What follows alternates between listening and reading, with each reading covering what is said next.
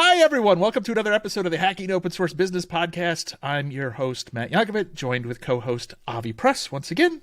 And today we're joined with our favorite person in the Bay Area now, Jana. Jana, how are you doing today? I am so good, and it's an honor to be here. Awesome. Now, Jana, you can be honest. Have you ever listened to any of the previous episodes that we've had? I have not. Then this will be a surprise, so it's awesome. All right. I know, and I didn't get any questions ahead of time. So what I mentioned is I have lots of thoughts, lots of ideas. So I'm excited to see where this goes. So it's on purpose. So I am wearing my special hat, my evil supervillain hat, because we start these recordings in these conversations with rapid fire mode, where I randomly decide somewhere between 11 and 237 different questions to ask you right off the bat that have absolutely nothing to do potentially with what we'll talk about towards the later half of this. But somewhere between those 11 and 237, we'll find out some really interesting stuff about Jana. All right. So are you ready? I'm glad I've had two cups of coffee already, so I am so ready for this. Awesome. All right. Okay. Well, so sticking with the super evil villain theme, I know that you have just moved. So, New York or San Francisco? What do you prefer? Like I'm gonna go right for the core of it. Right for the core of it. You're in San Francisco now. Are we in a Twitter debate right now where it's the New York versus Miami versus Austin? We can start where's the tech hub? We can. You want us to start one? We could start one. So I'm guessing that it's San Francisco because that's where you are right now.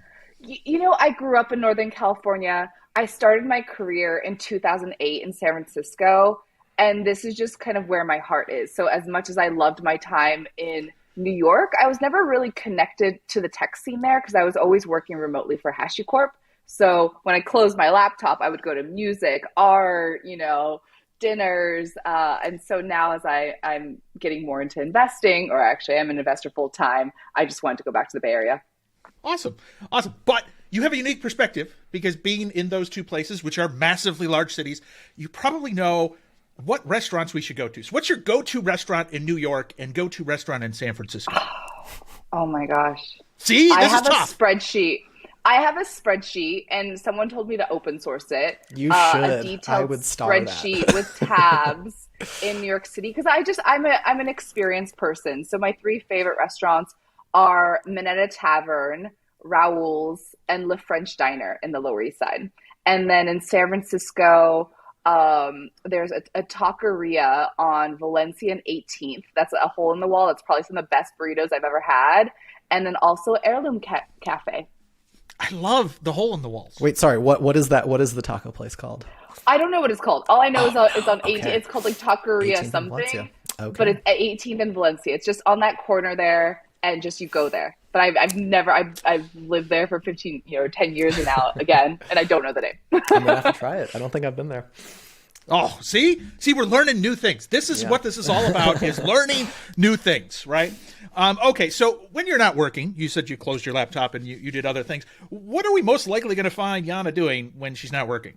What does Jana do? Jana just floats on a cloud of joy, and I ride bikes. I don't know. I really love art. I studied art history. I go to yoga. I really love live music. It might surprise people, but sometimes I'll go listen to dark techno in a basement at a place called Basement in Brooklyn. So I'm a multifaceted person. Well, I'll just jump around the questions then, because why not just ask you? So if you're a music fan, what is the first concert you went to? Oh, I was 13 or 14, and I saw NSYNC. And Cisco opened for them and sang the thong song. And I don't know if I should have seen that, but I still remember him. He had this dance move where he was driving a car made up of dancers, and there were four wheels that were the dancers that were rolling. And so that was my first concert. Wow, that is nowhere near my first concert, but that is cool. That is cool. Now, you have had a long career in various tech industry, but you've touched on open source as well. So is there a tool that you're using now that is kind of a go-to tool in the open source space, something you really like?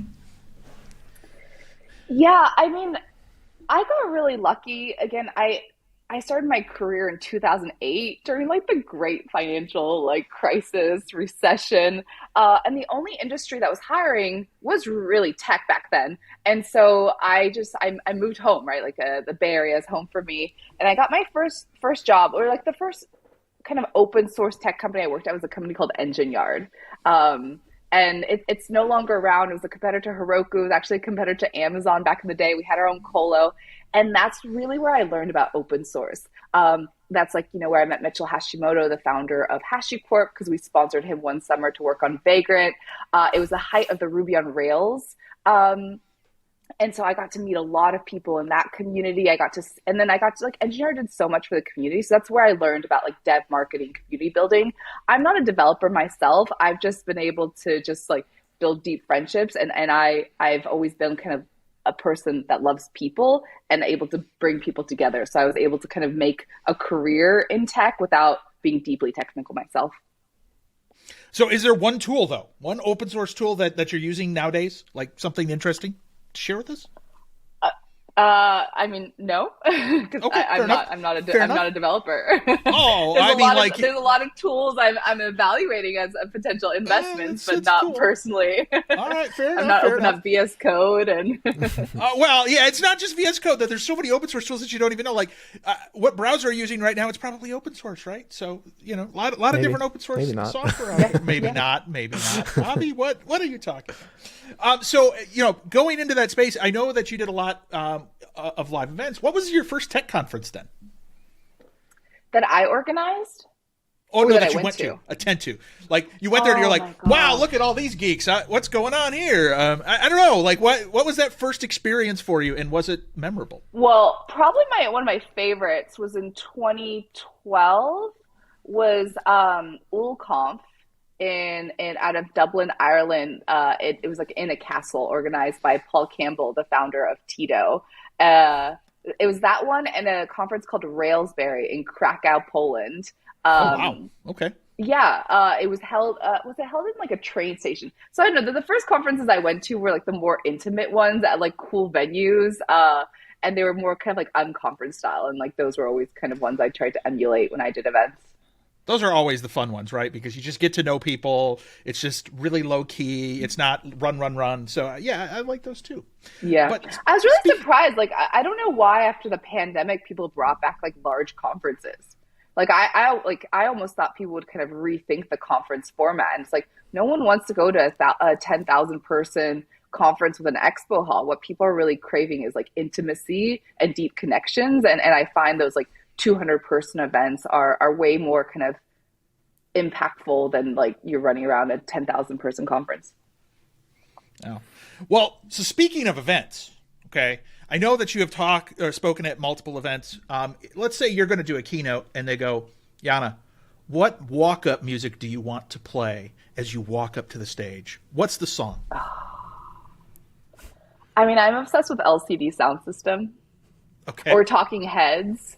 Or Odessa. I don't know. There's like one of those three bands, I would think. Fair enough.